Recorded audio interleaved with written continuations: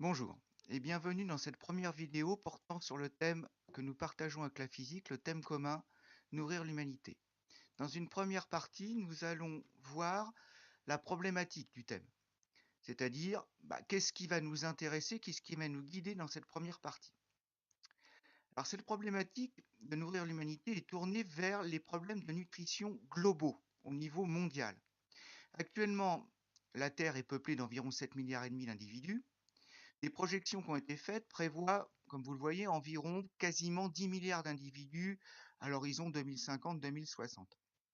Si on regarde un graphique qui nous présente l'évolution de la population mondiale, on voit bien que cette population a énormément augmenté, a beaucoup augmenté. On part de 1960, vous voyez, environ 3 milliards et demi d'individus, pour arriver en 2040, ici sur le graphique, à un peu plus de 9 milliards. Donc un accroissement très important de la population. Or, cette population, il va falloir la nourrir. Donc la problématique de notre thème, c'est la suivante, c'est comment arriver à nourrir une population mondiale de plus en plus importante, sachant que les ressources, entre guillemets, sont limitées. Prenons par exemple les ressources en eau. L'eau qui est disponible pour les cultures et pour l'alimentation humaine, c'est l'eau douce. Si on regarde donc une carte de la disponibilité mondiale en eau douce, on voit que justement, ces réserves entre guillemets d'eau douce sont très très mal réparties, sont réparties de manière très inégale. Si on prend un pays comme l'Inde, où la population est très nombreuse et s'accroît très rapidement, on voit que les ressources en eau douce sont faibles. Inversement, certains pays ont des réserves en eau douce, des ressources en eau douce beaucoup plus importantes comme la Russie ou le Canada, mais au nord de ces pays, les sols sont gelés quasiment en permanence. Donc cette eau n'est pas vraiment utilisable en fait pour l'agriculture. Donc il y a un problème important par rapport, par exemple, aux ressources en eau douce.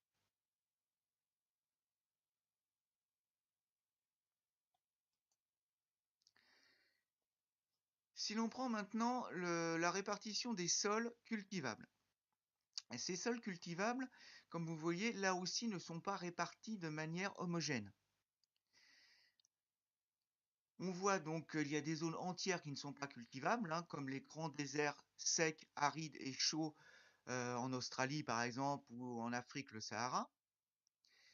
Et aussi donc des zones non cultivables, où les sols ne sont pas utilisables, comme au nord de la Russie, la Sibérie, ou au nord du Canada, on en a déjà parlé, avec ces problèmes de sol gelé. Donc là encore, il ne va pas être possible d'étendre à l'infini les surfaces cultivables. Donc un problème, par exemple, au niveau des sols.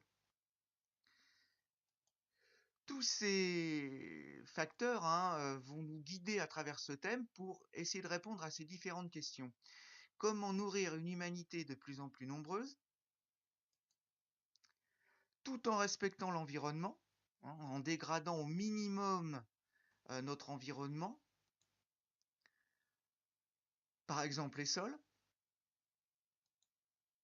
en préservant les ressources en eau, ne pas gaspiller entre guillemets tout d'un seul coup, et la biodiversité, c'est-à-dire en respectant les espèces sauvages, entre guillemets, présentes déjà dans la nature, et qui sont en fait un réservoir, entre guillemets, pour d'éventuelles espèces que l'on pourrait cultiver par la suite ou utiliser en agriculture ou en pharmacie avec la découverte de nouvelles molécules. Et dans la perspective du développement durable, comment assurer non seulement la nutrition actuelle de l'humanité, celle qui va venir dans les années prochaines, et ensuite donc pour les différentes générations qui succéderont. Pour comprendre ces transformations, ces besoins, comment l'homme peut faire pour produire et nourrir l'humanité, on va voir déjà dans un premier temps comment l'homme a pu modifier les milieux naturels pour en faire des milieux agricoles, c'est-à-dire des milieux cultivés, ce que l'on va appeler des agrosystèmes.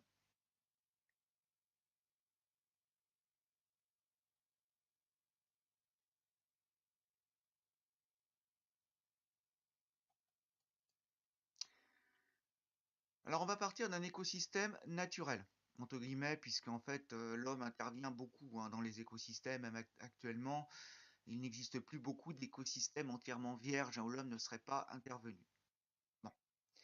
Si on prend cet exemple d'écosystème naturel, ce qui frappe en premier, c'est la biodiversité, c'est-à-dire qu'on voit qu'il y a un grand nombre d'espèces différentes, il y a une grande biodiversité.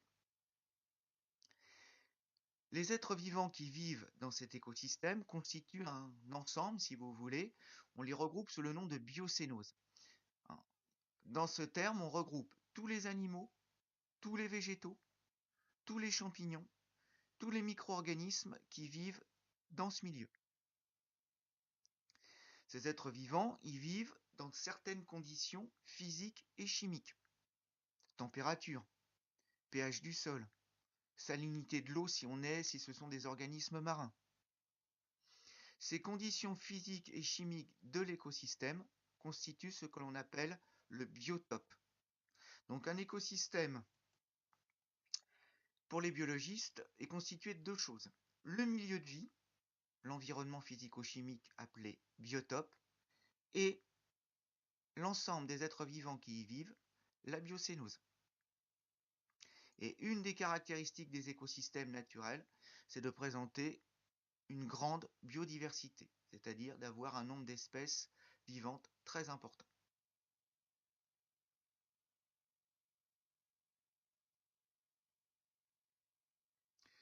J'en profite pour vous rappeler, puisque c'est la première vidéo, que tous les textes qui apparaissent et que vous avez à connaître sont sur la feuille de résumé que je vais vous donner en cours. C'est simplement un support visuel si vous voulez réviser sous forme de vidéo.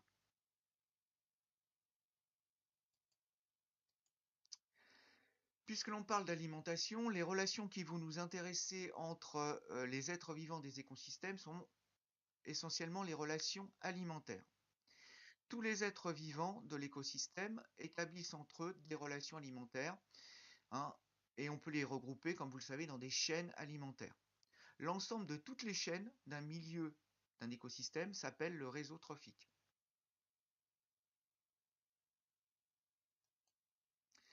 Une chaîne alimentaire, c'est une suite d'êtres vivants dans laquelle chaque individu va manger celui qui le précède. La symbolisation, vous la connaissez, vous l'avez vu en collège. Si on prend ici par exemple du maïs, par exemple, le maïs peut être consommé par une vache, et on représente cette relation alimentaire par une flèche qui signifie et mangé par. Le sens de la flèche étant tourné vers l'individu qui consomme, qui mange. On peut compliquer un peu cette chaîne, rajouter un niveau dans la chaîne. L'homme, par exemple, ici, qui peut manger du bœuf, c'est-à-dire de la vache. Donc vous avez une chaîne alimentaire ici à 3 niveaux. Attention donc au sens de la flèche si vous avez à représenter une chaîne alimentaire.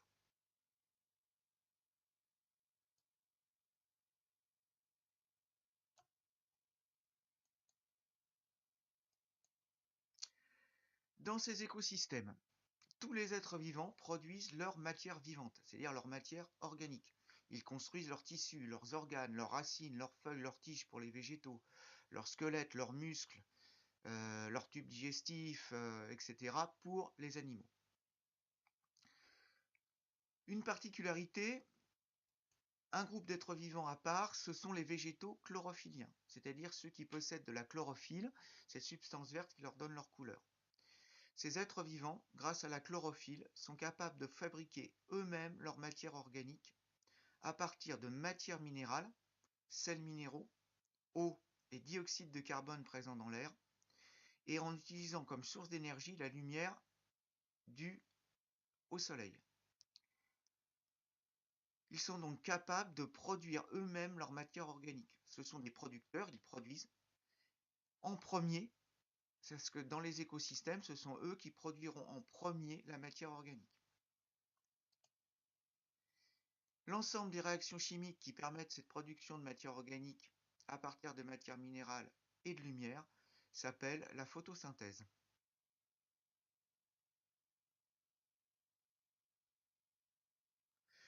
Tous les autres êtres vivants c'est-à-dire les animaux, les champignons, dont certains micro-organismes ne sont pas capables de réaliser cette production de matière organique à partir de matière minérale. Donc ils doivent consommer de la matière organique déjà produite par d'autres êtres vivants. Ce sont donc des consommateurs. Ils consomment de la matière organique déjà produite par d'autres. Ils produisent leur matière organique, donc ce sont aussi des producteurs, mais ils viennent forcément en second, c'est-à-dire toujours après un autre être vivant qu'ils consomment. C'est pour ça qu'on les appelle producteurs secondaires. Nous sommes, nous aussi, hommes, êtres humains, des producteurs secondaires. Tout ce que nous mangeons provient de matière vivante, soit d'origine animale, soit d'origine végétale. Si l'on représente ça dans des chaînes alimentaires, donc deux chaînes ici, une chaîne en haut dans un écosystème naturel, en dessous dans un écosystème cultivé par l'homme, on trouve en premier dans ces chaînes des végétaux chlorophylliens, ici du hêtre ou du maïs, qui sont donc des producteurs primaires capables de fabriquer eux-mêmes leur matière organique à partir de sels minéraux, d'eau, de dioxyde de carbone et de lumière. Ces producteurs primaires peuvent être consommés par des animaux, ici campagnol, un petit rongeur, ou la vache, qui consomment donc les êtres vivants précédents, les végétaux. Ce sont donc des producteurs secondaires, des consommateurs. Ces producteurs secondaires peuvent être éventuellement consommés encore par d'autres animaux, ici la chouette ou l'homme, qui sont donc aussi des producteurs secondaires et des consommateurs. Deuxième ordre ici, puisque ce sont les deuxièmes consommateurs dans la chaîne. Dans tous les écosystèmes présents à la surface de la Terre, que nous verrons nous cette année, à part quelques exceptions, mais que nous ne verrons pas, la structure est toujours la même. Producteurs primaires végétaux chlorophylliens et ensuite producteurs secondaires. Animaux, champignons.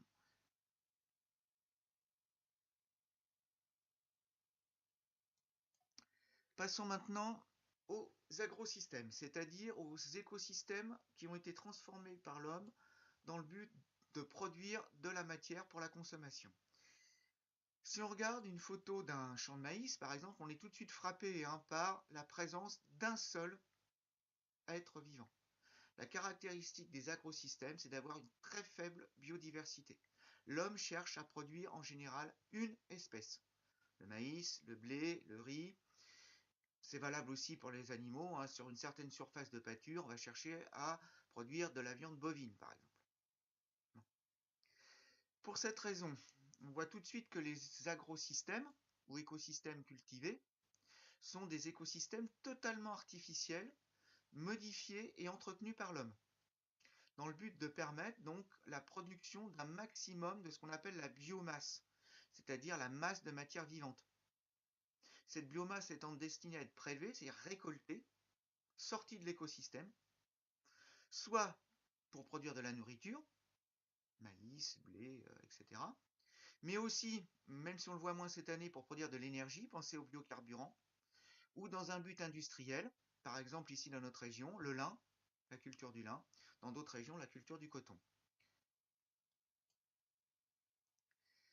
Donc un agrosystème présente en général un seul producteur, et l'homme cherche à limiter au maximum le développement des autres espèces qui pourraient diminuer la récolte. Par exemple, des insectes qui viendraient consommer une partie du maïs, des parasites, des champignons parasites qui viendraient provoquer des maladies qui diminuent le rendement.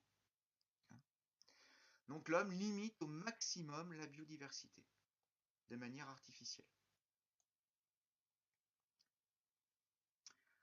À la fin de chacune des vidéos, vous trouverez des petits exercices d'entraînement, sous forme de QCM en général, ou de petits exercices très simples, qui vous permettent de préparer donc le QCM qui sera réalisé en classe à la séance suivante. Donc entraînez-vous, notez les réponses éventuellement sur la feuille de cours dans votre cahier. Par exemple ici, vous avez 2 QCM sur cette page. Voilà, vous notez les bonnes réponses. A2, B3, B4, etc. On corrigera ça en classe. Vous pouvez stopper, mettre en pause votre vidéo pour pouvoir réfléchir, revenir en arrière sur la vidéo.